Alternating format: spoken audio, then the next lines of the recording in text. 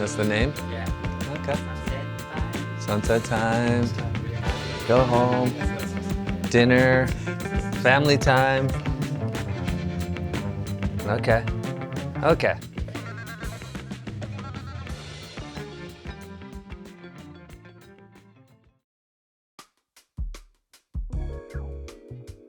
Recent lifestyle. That's a good question. Surfing. Always surfing. That's number one priority. And with surfing comes shaping. I love just making new boards and riding my new boards and just being in the ocean. Keeps you young.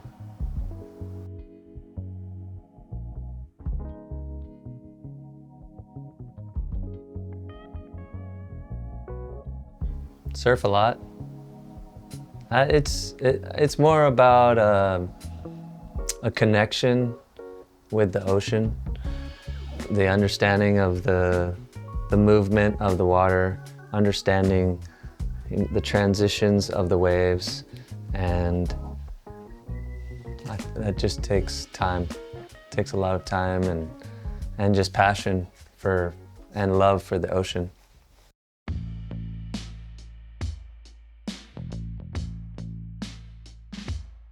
Through like my whole life, from when I started surfing until I think really when I started riding for Firewire, I rode traditional boards. PU, I feel like when did we start making PU surfboards? In like the 60s, right? And I feel like it's very kind of like prehistoric. I mean, it works. We all know that it works. And I think in certain situations, in certain waves, it can have an advantage. But I think once I started using Firewire boards and I started riding EPS, epoxy, I saw a different side. You don't surf perfect waves every day. And you need boards that, you know, make the surfing experience easier and have more flow. So I think the EPS has the advantages just for your everyday surfer and everyday waves. I'd say nowadays I use EPS Firewires. I would say 95% of when I surf, I use that. For me, it was a difficult transition. I was riding PUs for so long, and then to switch to EPS, it took like 1 year I just had to commit. I kept wanting to go back, always, but I started to thinking about designing my boards differently because of the characteristics of EPS. And it took about a year of, kind of working through all the differences to finally just accept them and train my body, I guess.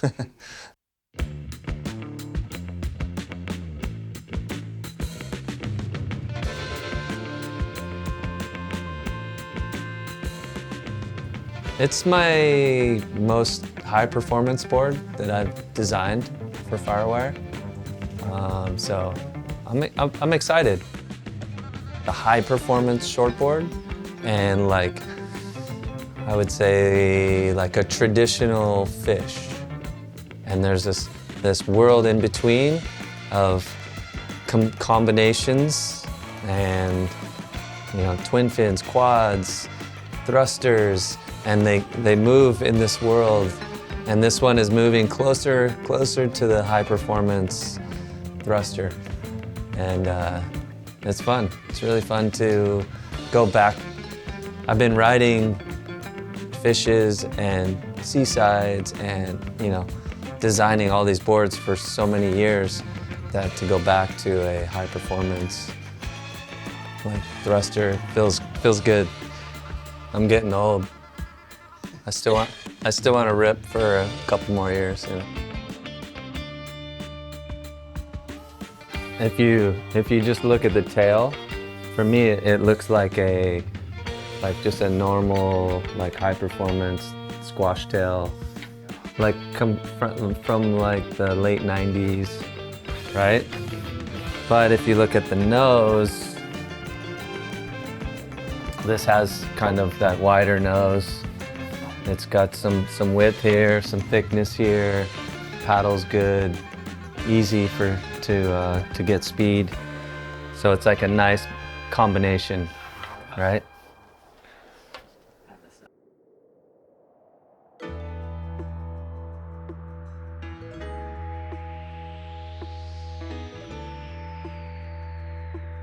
It's crazy.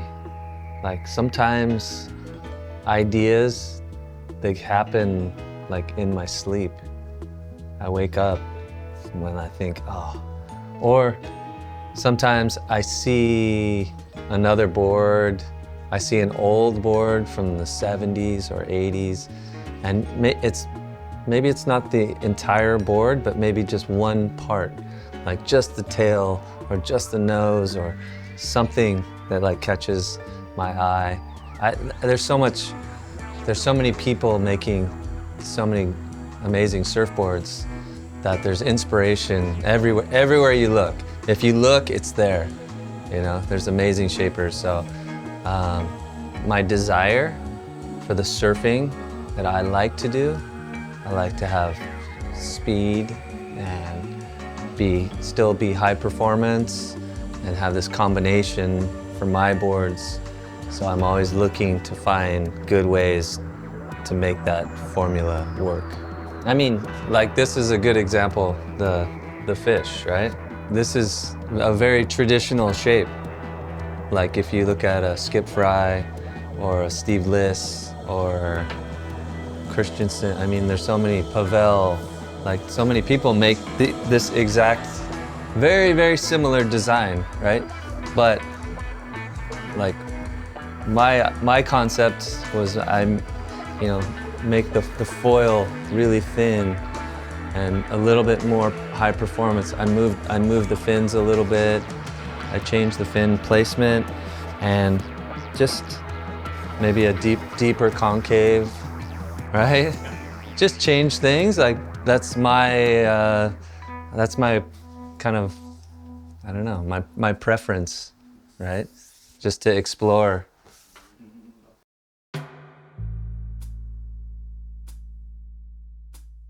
I imagine those surfers that are riding those boards, like WCT level, it's like a Formula One car, right? It's like the most fine-tuned, high-performance vehicle to ride waves. And I would say that in the 90s, we pushed like I would say like the progression or the development like too far. We went too far, like too much rocker, super thin, super narrow. Like how far can you go? Like we went crazy, too crazy. But the surfing that happened in that time was like, it was so different from the 80s. Like you had the 80s and then the 90s happened and the surfboards changed and the surfing changed a lot. So now I feel like it went super far crazy and now it's kind of come back and found like a good balance, right? I feel like the boards, I think the boards of the 90s, if you gave that board to someone right now on the CT, they would be surprised. Be maybe difficult for them. Yeah. Potato chips. Potato chips. Yeah, blades. But it made for some amazing surfing.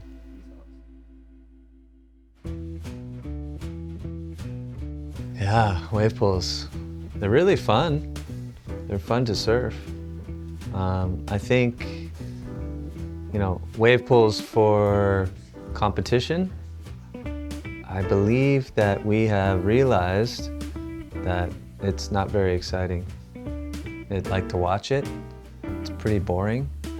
It seemed like a great idea, like to have a controlled environment, to have the wave be the same, but it took away this freedom or this expression that surfing in the ocean gives you, right? Surfing in the ocean, every wave is changing, and you have to find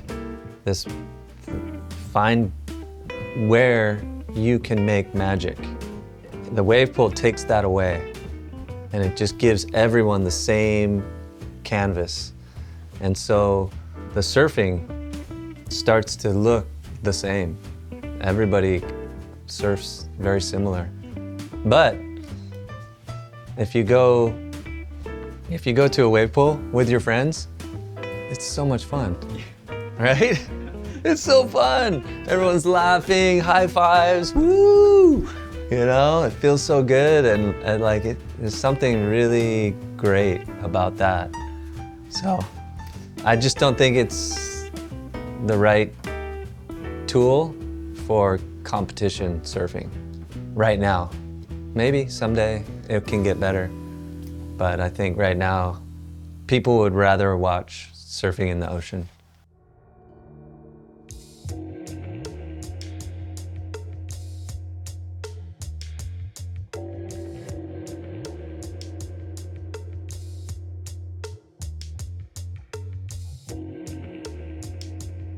We are in a very strange time. Surf culture. When I was a kid, you started at the bottom, right? You started at the beach break, and you had to learn, away from the main spot, and then you had to work your way up. And during this time, you learn who the best surfers were, and you understand kind of the order in the lineup. And I think a lot of people are learning how to surf later in life, and they just want to enter into the lineup in different places. And that can be dangerous. It can be very dangerous. And I just think understanding the culture, like the history of the sport.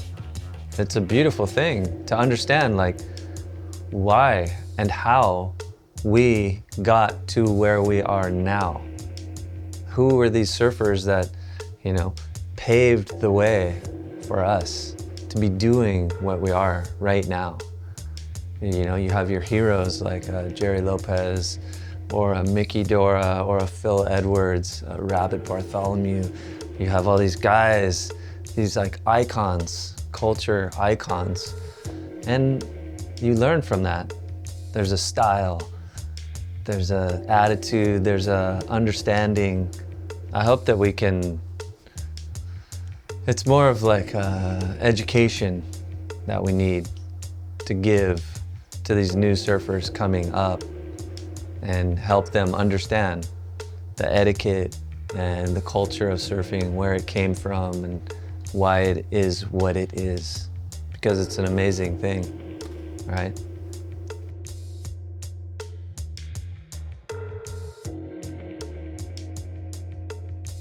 It is. That's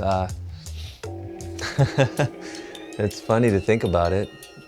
Like, you take somebody who started surfing when they're 35 years old or 40 years old, and you put them on a foam board and you push them into a wave, and they're so happy, right?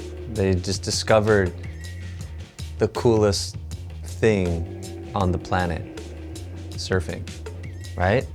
It's hard because we've been surfing so long that you know, we wait for these magical moments in surfing, right? We wait for that one typhoon swell and the wind is this, and this one spot is, your spot is going to be the best day, right? And the average person, every day is a good day to them. But we've surfed so long that I don't even want to, sometimes you don't even want to bother with the bad days. But there's no bad days, really. It's just a mindset.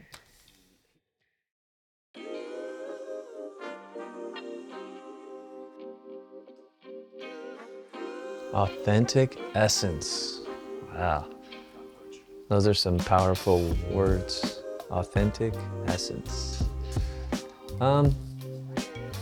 The idea of having a connection with the ocean in so many different ways, having an understanding of the ocean, having a relationship with the ocean, having a relationship with the boards that you ride, because all of these things make the surfing experience better, right? The more you learn and the more you understand all of these things, then your surfing experience gets better and better and better and better over years and years of knowledge, right? Every day you go to the beach, you don't necessarily want to ride the same board every day. When I look at the waves, I think like, yep, I'm gonna ride a fish. I just feel like I want to ride a fish, and the waves are telling me, ride a fish. Or, oh, maybe I pull up and it's wedgy, it's punchy, and it's like, oh, the groove. Today, you know, more high performance. So it's just years of studying and understanding, and I think that makes surfing so unique and so special, unlike any sport that exists in the world. It's always changing, it's always different, and it's always makes you feel good. Thank you so much. Thank you. Yes. ありがとう。はい。Thank you.